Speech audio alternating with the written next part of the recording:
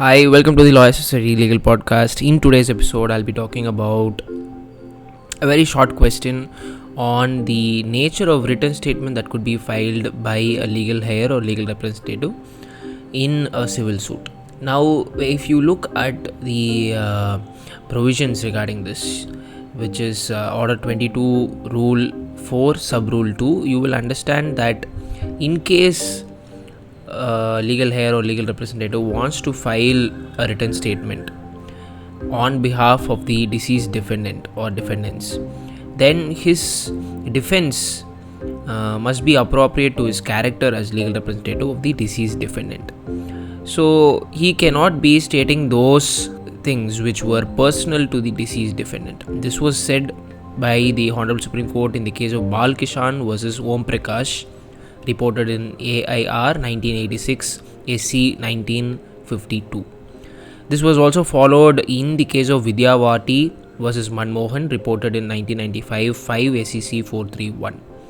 So he can only state those facts which were known to him, and his defense can only be as a representative of the deceased defendant. In case he wants to make any defense in his personal capacity, that is, he wants to file a written statement claiming interest in the subject matter of the suit, then he has to implead himself in his personal capacity and not as a legal heir or legal representative of the deceased person.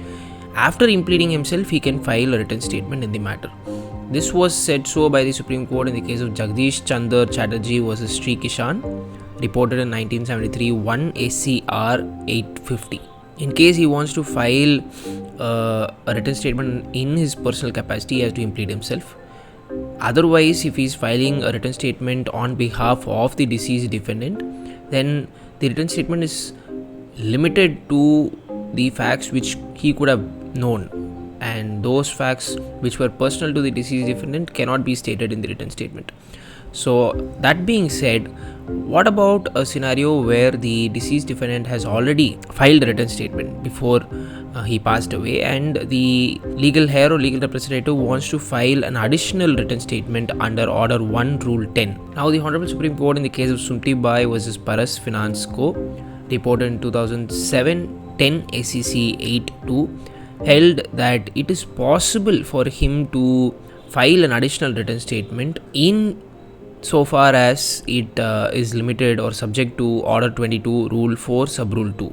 That is, he can file an additional written statement on behalf of the defendant, provided all other principles applicable to the first written statement filed by the legal heir on behalf of a deceased defendant is also applicable to the additional written statement.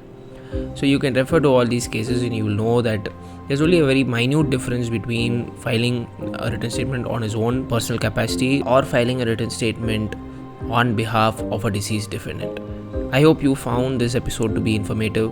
Thank you for listening. If you want to read more informative legal articles, please do subscribe to my digital law magazine, the link to which will be given in the description box below. You can also subscribe to my YouTube channel where all these podcast episodes will be available, and do consider sharing your email address with me to receive the newsletter, which is free of any cost, and you can send your email address to me through WhatsApp, and my contact number is given below in the description box. Thank you. Until next time.